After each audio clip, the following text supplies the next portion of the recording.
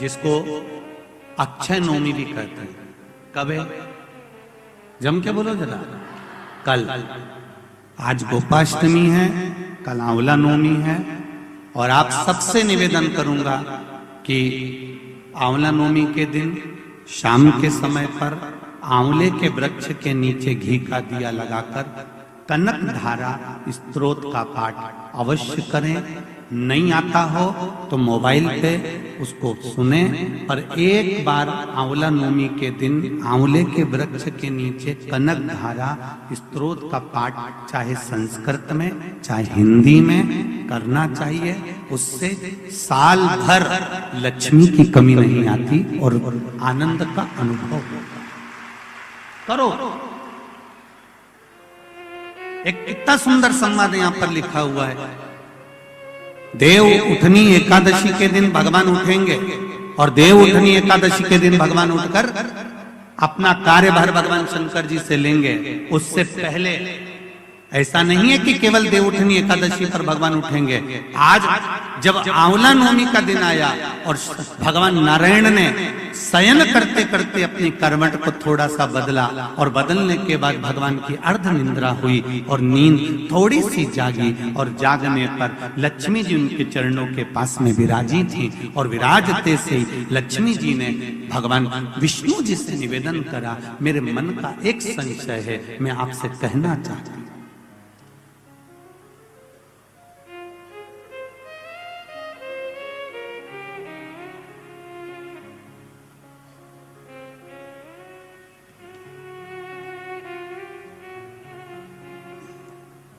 ये हमारे मन का भाव है कि हम भगवान को देव सोनी एकादशी पर सुलाते हैं और देव उठनी पर उठाते हैं। पर हमारी श्रीमद् भागवत कथा कहती है, शिव महापुराण की कथा कहती है, अग्नि पुराण, पद्म पुराण, नर्मदा पुराण हमको वर्णन करती है।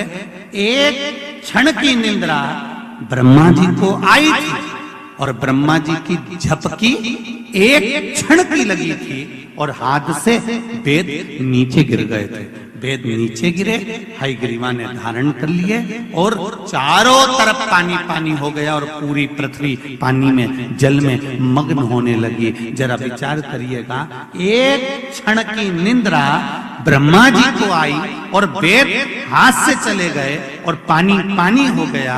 और हम कहते हैं कि देव सोनी एकादशी पर देवता सोते हैं और देव उठनी पर उठते हैं। अगर 4-6 महीने जम के अगर वो सो गया तो एक भी नहीं दिखेगा, भीगण का।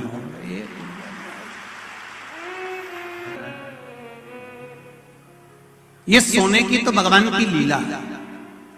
अगर सही तरीके से देखा जाए तो मेरा परमात्मा कभी नहीं सोता, वो तो हर पल, हर घड़ी, हर क्षण आपके लिए तत्पर बैठा रहता है।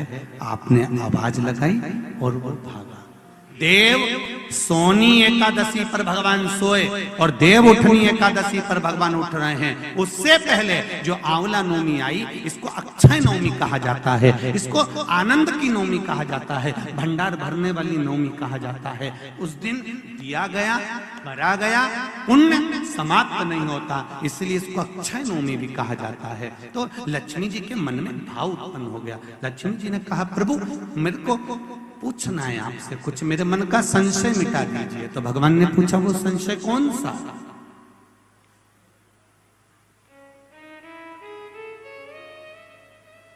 क्या संशय है आपका?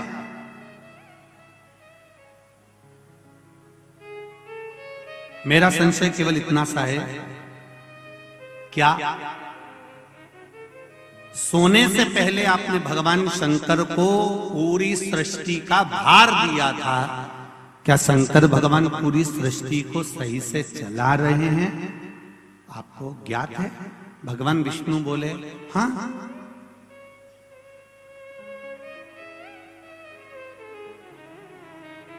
चला रहे। संशय मिटा दो। भगवान ने कहा, कौन सा संशय? मुझे थोड़ी सी परीक्षा ली। अभी तक नारायण भगवान करवट लिए थे, आज नारायण भगवान सीधे होकर पूछ रहे हैं, परीक्षा आपको लेना है? हाँ, लक्ष्मी विचार कर लेना। लक्ष्मी तुम्हारे मन में क्या शंकर भगवान के प्रति भेद उत्पन्न हो रहा है? शिव जी के प्रति भेद उत्पन्न हो रहा है? मेरा एक निवेदन पूर्ण श्रोता भाइयों से निवेदन है, शंकर भगवान पर कभी भेद उत्पन्न मत करना। क्या शिव जी को जल चढ़ाने से ऐसा होता है? क्या बेलपत्री खाने से ऐसा होता है? पहले चढ़ाकर देखो, खाकर देखो, लाभ हो तब विचार करिए क्या हाँ होता है। को हम अपने जीवन में उतारें कि आंवला नवमी के दिन आंवले के वृक्ष के नीचे कुछ खाने का नियम क्यों है? बोलो, यहाँ से पहले लोग आंवला के पेड़ के नीचे पिकनिक मनाने जाते थे कि नहीं जाते थे? आंवले के वृक्ष के नीचे बैठते कि नहीं बैठते? क्यों? कोई तुमसे पूछे, कल के बच्चे तुमसे प्रश्न कर लेंगे, मम्मी ये आंवले के वृक्ष के नीचे क्यों पूजन करती हो? आंवले के पेड़ के नीचे क्यों जाती हो? आंवले के वृक्ष के नीचे पिकनिक मनाने क्यों जाना चाहिए? आंवले के वृक्ष के नीचे कुछ क्यों खाना चाहिए? आंवले के नीचे बैठकर दीप क्यों जलाना चाहिए? आज के बच्चे, जो विज्ञान का युग है, इस विज्ञान के युग के बच्चों को विज्ञान के साथ जोड़कर बताना पड़ेगा आपको कि आंवले के वृक्ष की महत्वता क्या है।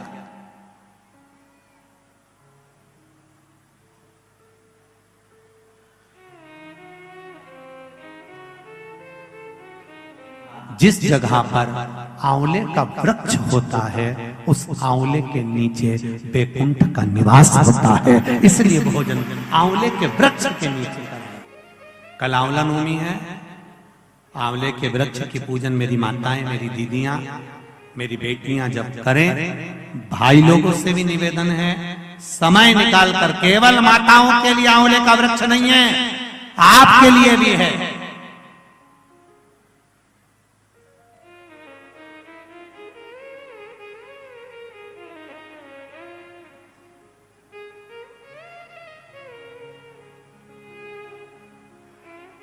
और मेरी माताओं से एक निवेदन, आंवले के वृक्ष के नीचे पूजन करने जाओ, रे पत्ती भी अगर पड़ी हुई है तो उसको भी थोड़ा सा उठा कर लिया ना।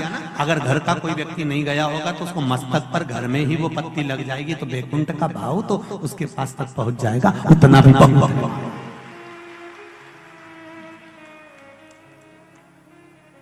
हमने मारवाड़ में देखा है कि आंवले के वृक्ष की पूजन करते समय माताएं आंवले की छाल का भी स्मरण करती है। अपनी चीटी उंगली अंगुष्ठ से मारवाड़ी माताएं उसको भी अपने पल्लू में लेकर आती है, दीप प्रज्वलन करती है, उसको अलमारी में लाल वस्त्र के अंतर्गत तिजोरी में रखती। क्यों? क्योंकि वो बैकुंठ का एक हिस्सा, बैकुंठ का एक भाव। ब्रह्मदेव करें आंवले के वृक्ष के नीचे शंकर भगवान भोजन कर लें तो बैकुंठ के भोजन का फल मिलता है। बैकुंठ के भोजन का फल, हाँ, लक्ष्मी जी ने उसी समय पर आंवले के वृक्ष के नीचे भोजन की व्यवस्था करी। शंकर भगवान भोजन करने के लिए बैठे, जैसे ही माता लक्ष्मी ने भोजन लगाया है, शंकर भगवान ने एक ग्रास भोजन को लिया, पाया और उठकर शंकर भगवान चले गए। थोड़ी देर बाद वापिस लौट कर आ गए, बैठ गए। पूछा महारानी ने, माता लक्ष्मी ने, मेरे शंभु, मेरे बाबा, मेरे भोलेनाथ, मेरे प्रभु कहाँ चले गए थे आप भोजन की थाली को छोड़कर? तब शिव जी कहते हैं, कोई 4 संत भूखे रह गए थे, उनको भोजन कराने चला गया था। लक्ष्मी जी ने कहा, आप सृष्टि के सही संचालन कर रहे हो, मैं जान गई आपको कि आप सृष्टि के सही संचालन करता हो। एक मन की अभिलाषा है, अगर आप पूरी कर दें तो, एक मन की अभिलाषा है, आप अगर पूरी कर दे तो। शिव जी ने पूछा, क्या? मेरा मन है, आप अगर ब्रह्म मुहूर्त में सुबह का समय भोजन ग्रहण कर रहे हैं तो शाम का भोजन भी मेरे ही इस बैकुंठ में श्रवण भोजन ग्रहण करें। शिव जी ने कहा, शाम को तो मैं पार्वती के साथ भ्रमण पर निकलता हूं, पर दोपहर के समय पर मैं आपके यहाँ भोजन करने फिर आऊंगा। अब की बार लक्ष्मी जी ने भोजन कराने बैठने से पहले माता लक्ष्मी ने 5 चींटियों को एक डब्बी में भरकर बंद कर दिया।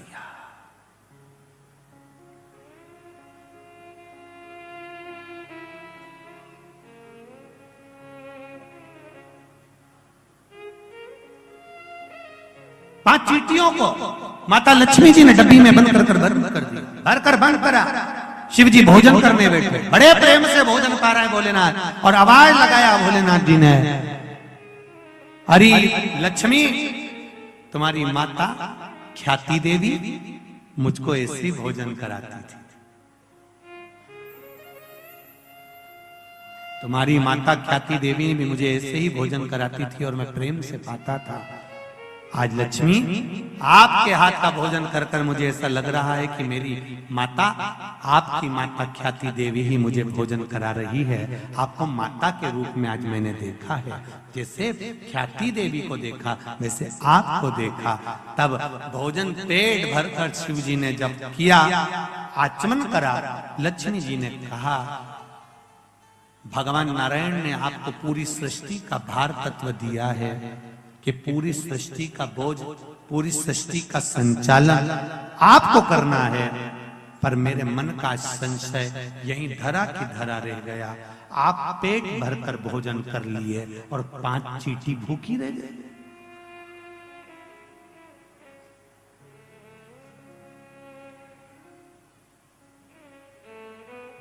पांच चींटियां भूखी है। शिव जी मुस्कुराकर बोले, अरियो लक्ष्मी, कौन कहता है कि 5 चींटी भूखी है? कहां है चींटियां? लक्ष्मी जी कहती है, डब्बी में मैंने चींटी बंद कर रखी। 5 चींटियां भूखी है और आपने भोजन किया। जब भगवान विष्णु ने अपनी सृष्टि का भार आपको दिया था, तो बिना उनको भोजन कराया आपने भोजन कैसे कर लिया? देव महादेव। शंकर भगवान कहते हैं, लक्ष्मी, किसी पर आक्षेप लगाने से पहले, उंगली उठाने से पहले, ये 3 उंगलियां अपनी ओर जाती हैं कि अपने अंदर झांक कर देखो कि तुम कैसे हो। पहले विचार करो, फिर उंगली उठाओ। लक्ष्मी जी, पहले डब्बी में जो चींटियां हैं उनसे पूछो, उनने भोजन किया कि नहीं किया? मैंने तो सुबह से चींटियों को बंद कर कर रखा है, भोजन कहां से कर लेंगे? डब्बी खोली, चींटी के मुख में चावल का छोटा सा भाग फंसा हुआ था। लक्ष्मी जी की आंख से जल बहने लगा। भोलेनाथ, इनके मुख में चावल कहां से आ गया? शिव जी ने कहा, लक्ष्मी, तू जब चींटियों को बंद कर रही थी ना, तो तुझे दोष ना लगे, इसलिए तूने चींटियों के चरण को धोख लगाया था कि मेरे साथ परीक्षा में तुम शामिल हो जाओ, मेरे साथ थोड़ी देर के लिए तुम डब्बी में बंद हो जाओ। माना तुमको कष्ट होगा, इसलिए मैं सिर झुकाकर तुमको नम्र करती हूँ, क्षमा मांगती हूँ। जब तू क्षमा मांग रही थी, तेरे कुंकू में जो चावल फंसा था, क्षमा मांगते समय डब्बी में गिर गया था। वो चावल चींटियों ने ग्रहण करा। वो अक्षत,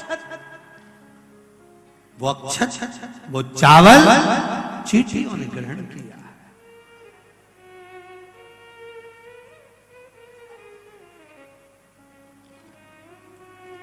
महाराज, वो चावल जो चींटियों ने ग्रहण किया,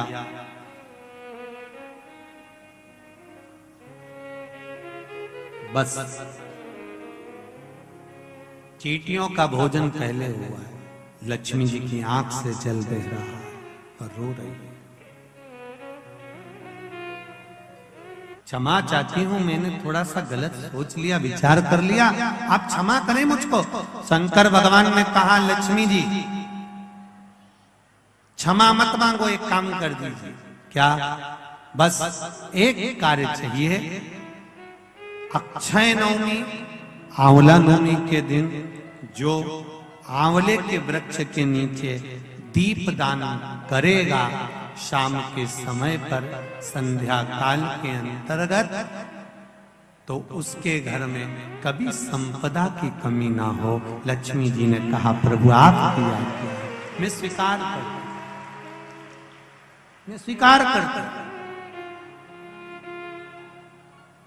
जितने भी लोग कथा श्रवण कर रहे हैं और जो लोग नहीं सुन पा रहे हो, इस कथा की एक छोटी सी बात जनमानस तक पहुंचाइए कि आंवले के वृक्ष के नीचे आंवला नवमी के दिन शाम के समय दीप दान अवश्य करें, जिससे आपके जीवन में खुशियां समाहित हो, जीवन में आनंद की अनुभूति हो।